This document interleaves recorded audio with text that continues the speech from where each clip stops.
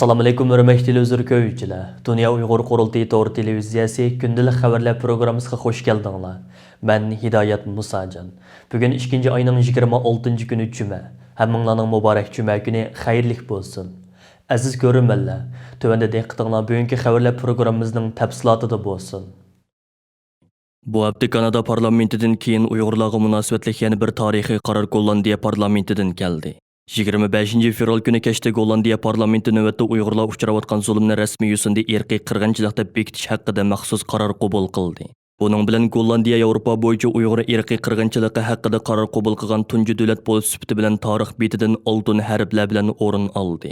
Gollandiya parlamentining bu tarixiy qarori xalqaro kishilik huquq tashkilotlarining zo'r olqishiga sazovor bo'lib qolmasdan, dunyoning har qaysi ellarda yashayotgan butun Sharq Turkistonliklarni cheksiz suyundirdi. 25 fevral gününü Gollandiya Uyghur dostluq günü deb jakarlagan köplagan Uyg'urlar o'zlarining turli ijtimoiy taratqulardagi bos suratlarini Gollandiya bayrog'iga almashtirdi. Ijtimoiy taratqular Uyg'urlarning Gollandiya parlamentiga bo'lgan cheksiz sevgi va minnatdorlik so'zlari bilan to'lib toshdi.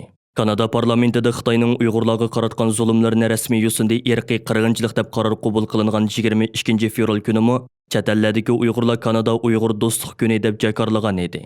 Çətellik analizçilar Gollandiya parlamentinin bu qararının Avropa Birligiga a'zo 27 davlatga bevosita ta'sir ko'rsatadiganligini va Yevropa İttifaqı bilan Xitoy o'rtasida o'tgan yilning oxirida imzolangan mablag' selish kelishimining Yevropa parlamentida ma'qullikdan o'tishini zo'r darajada qiyinlashtiradiganligini ifoda qilishmoqda. Yaqinda Belgiya parlamentining 2 nafar a'zosi Belgiya parlamentiga Uyg'urlar duchor bo'layotgan zulmlarni irqiy qirg'inchilik deb tonish haqida taklif loyihasi sungan edi. Gollandiya parlamentida ma'qullangan yuqorqi qaror loyihasi Gollandiyadagi Demokratiya 66 nomli Markaz Sol partiyasiga mansub parlament a'zosi Sijor tarafidan sunilgan bo'lib, garchi bu loyihaga hokimiyat beshidagi konservativ VVD partiyasi bilan radikal o'ngchi partiyalar qarshi ovoz bergan bo'lsa-mu, ammo parlamentdagi liberal, xristian va solchi partiyalarning birda qo'llashi natijasida ma'qullikdan o'tdi. Gollandiya parlamentida Xitoyning Uyg'urlarga qaratgan zulmlarini rasmiy yuzində irqiy qirg'inchilik deb tonish haqidagi taklif loyihasi ovozga qo'yilayotgan daqiqalarda Gollandiya Sharq Turkiston tashkilotlari ittifoqining chaqiriqi bilan Gollandiyaning har qaysi rayonlarida yashayotgan yuzlagan pidokor Uyg'ur qarindoshlarimiz parlament binosi oldiga to'planib, Xitoyning Sharq Turkiston xalqi ustidan rahimsizlarcha yurgizayotgan irqiy qirg'inchiligiga norozilik bildirishdi. Gollandiya parlamentida irqiy qirg'inchilik qarori qabul qilinganda bo'lsa, Uyg'ur namoyishchilarimiz cheksiz hayajon va xushallikdan ko'z yoshlarini tutanmay tantana qilishdi. Reuters agentligining xabar qilishicha, Gollandiya parlamentida ma'qullangan yuqorqi qarorda mundaq deyilgan: Xitoy hukumatining tug'ut cheklashni maqsad qilgan tadbirlari va jazo lagerlarini qurishdek bir qator harakatlari Birleşken Davlatlar Tashkilotining 260 nomerli qarori, ya'ni irqiy qirg'inchilikka qarshi turish ahdnomasidagi moddalarga mos keladi. Xitoydagi Uyg'urlarga irqiy qirg'inchilik yurgizilyotdi. Gollandiya parlamentida Xitoyning Uyg'urlarga qaratgan zulmlarini rasmiy yuzində irqiy qirg'inchilik deb tonish haqidagi taklif loyihasi ma'qullangan hamalla Dunya Uyg'ur Qurultiyi, Gollandiya Sharq Turkiston tashkilotlari ittifoqi, Uyg'ur kishilik huquq qurilishi, Uyg'ur harakati tashkiloti qatorliq ko'plagan Uyg'ur tashkilotlari orqa-orqadan bayonotlarni e'lon qilib, Gollandiya parlamentining bu jasur qaroriga butun Sharq Turkiston xalqi nomidan cheksiz minnatdorlik bildirish bilan birga Yevropa Birligiga a'zo boshqa davlatlarni Gollandiyadan ulgu elishga chaqirdi. Dunya Uyg'ur Qurultiyining raisi Dolqun Aysa apandi bu munosabat bilan qilgan so'zida, bir hafta ichida Kanada va Gollandiya parlamentlari tarafidan orqa-orqadan qabul qilingan irqiy qirg'inchilik qarorining tarixiy ahamiyatga ega zo'r qarorlar ekanligini ta'kidlash bilan birga, bu qarorlarni qo'llab ovoz bergan Kanada va Gollandiya parlament a'zolariga, shundaqli mazkur qarorning ilinishi uchun zo'r kuch sarf qilgan Kanada va Gollandiyadagi barliq Uyg'ur tashkilotlariga va fidokor qarindoshlarimizga alohida minnatdorlik bildirdi. Gollandiya parlamenti növbətdə Uyg'urlar uchrayotgan zulmni rasmiy yuzində irqiy qirg'inchilik deb bekitish haqida maxsus qaror qabul qilgan 25 fevral kuni Dunya Uyg'ur Qurultiyi tarafidan e'lon qilingan bu vaqtdagi bayonotda mundaq deyilgan: Gollandiya parlamenti Yevropada tunji bo'lib Xitoyning Uyg'urlarga qaratgan jinoyatini irqiy qirg'inchilik deb e'tirof qiladigan taklif loyihasini ma'qulladi. Dunya Uyg'ur Qurultiyi Gollandiya hukumatini bu loyihani o'zlashtirishga va xalqaro ittifoqdoshlari bilan birlikda muvofiq tadbir qo'llanishga chaqiramiz. Dunya Uyg'ur Qurultiyining bayonotida yana Gollandiya parlamenti Yevropadagi boshqa davlat parlamentlariga muhim ulgu tiklab berdi deyilgan. Amerika va Kanadada 2022 yillik Beijing qishliq olimpikini boykot qilish chaqiriqi kuchaymoqda. Amerika Davlat Majlisi a'zosi Jon Katko yaqinda Amerika prezidenti Jo Baydenga rasmiy maktub yo'llab, uningdan ochiq-oshkora irqiy qirg'inchilik bilan shug'ullanayotgan bir hokimiyatning sohibxonligidagi olimpik musobaqasini boykot qilishga chaqirgan. U maktubida mundaq degan: Amerika o'rnidan dast turib, Amerikaning qurilish prinsiplari bo'lgan kishilik huquq va qonun bilan idora qilish va'dasini qo'g'dishi kerak. Amerika darhol harakat qo'llanib, Xitoy Kompartiyasining Uyg'urlarni sistemalik yo'qotishiga urinishini tizginlashi kerak. Xitoy Kompartiyasi qo'llangan harakat Amerika va uning dunyodagi ittifoqdoshlarining qimmat qarashlariga zid. Ochiq-oshkora irqiy qirg'inchilik qilayotgan davlatda o'tkazilgan olimpik tanharakat musobaqasiga qatnashish bu o'rtaq qimmat qarashimizga buzg'unchilik qilib qolmay, balki u erkin va haqqoniy jamiyat izlaydiganlarga bergan va'damizga ko'langa tushiradi. Davlat Majlisi a'zosi Jon Katko Amerika Fox televiziyasida so'z qilgandimi, Amerikaning bu musobaqaga qatnashishi dunyoga xato signal beradi. Xitoyga va uning taktikalariga bo'ldi bas deydigan vaqt keldi deb ogohlantirdi. 25 fevral kuni Amerikaning Birlashgan Davlatlar Tashkilotida turishliq sobiq elchisi Nikki Haley Twitter to'rida Amerika hukumatiga chaqiriq qildi. Amerika o'z xalqiga irqiy qirg'inchilik qilayotgan va dunyoga tahdid silayotgan bir davlatni sharaflantirmasligi kerak. Men Amerikaning 2022 yillik qishliq olimpik tanharakat musobaqasini boykot qilishini talab qilaman deb yozgan. U bu vaqtda Fox xabarlar to'rida maxsus maqola e'lon qilgan. Bundan boshqa yana Kanadadagi 180 dan ortiq kishilik huquq tashkilotlari Kanada hukumatini Beijing olimpik musobaqasini boykot qilishga chaqirgan. Bu tashkilotlar o'rtaq e'lon qilgan chaqiriqnomada 10 dan ortiq federativ palata a'zosi, 13 parlament a'zosi va olimpik oltin medaliga erishgan Zihan Luq Berasar qatorliqlarning imzosi yer olgan. 22 fevral dushanba kuni Kanada Avam palatasi Xalqaro olimpik komitetidan 2022 yillik Beijing qishliq olimpik musobaqasini boshqa davlatga yo'tkazishni talab qilish to'g'risidagi taklif loyihasini ovozga qo'yib, ma'qullagan edi. Kanadada hokimiyat beshidagi Liberallar partiyasi va o'qituvchi siyosiy partiya guruhlarining parlament a'zolari Trudeau hukumatini Kanada parlamentining 22 fevral ma'qullagan Xitoyning Uyg'urlarga irqiy qirg'inchilik yurgizayotganligi to'g'risidagi qarorga amal qilib, konkret harakatga o'tishga chaqirdi. Parlament a'zolarining qayd qilishicha, endi Kanada hukumati musofirlar programmasini yo'lga qo'yib, Uyg'ur musofirlarini bexatar makon bilan ta'minlashi, texmo qattiq tadbirlarni ilib, Uyg'ur majburiy emgak mahsulotlarining Kanadaga kirishini cheklashi va Magnitskiy qonunini ishlatib, Uyg'ur irqiy qirg'inchiligida javobgarligi bor Xitoy amaldorlarini jazolashi kerak ekan. Samir Zubari bo'lsa Uyg'ur irqiy qirg'inchilik qaror loyihasini qo'llagan hokimiyat beshidagi Liberallar partiyasi parlament a'zolarining biri. U 24 fevral matbuotlarga qilgan so'zida Kanadaning harakatga o'tish axloq mas'uliyati borligini bildirdi. Samir Zubari hozir parlament rayonida yuz berayotganlarni irqiy qirg'inchilik deb e'tirof qildi. Bizning davlat va hukumat bo'lish sifatida harakatga o'tish axloqiy mas'uliyatimiz bor deb ko'rsatdi. Uning qarashicha, hukumatning qilishga tegishli birinchi ishi alohida musofirlar programmasida yo'lga qo'yib, xatar ostidagi Uyg'ur musofirlarini o'rinlashtirish ekan. U mundaq deydi: "Men shuni cho'nqur his qilyapmanki, biz lagerlarga yo'llanish xavfi bo'lganlarga qarata alohida musofirlarni o'rinlashtirish programmasini yo'lga qo'yishimiz kerak. Kanada burunqi Yazidiylar va Suriyonilarni o'rinlashtirish programmasini hozir Uyg'ur va boshqa Turkiya osonliq millatlarga ijro qilishi lozim. Bu harakat hukumatlarga parlament ma'qullagan qarorning ijro qilganligini namoyon qiladi." Konservativlarning Avam palata a'zosi Garnet Gyonisning qarashicha musofirlar masalasi Uyg'ur irqiy qirg'inchilik masalasidagi javob berishga tegishli temalarning biri ekan. Garnet Gyonis bu so'zlarni 23 fevral Kanada Avam palata a'zosi Arnold Wilsonning sohibxonligida o'tkazilgan Xitoy kishilik huquq va xalqaro taraqqiyot degan temadagi kashlik to'r yig'inida aytgan.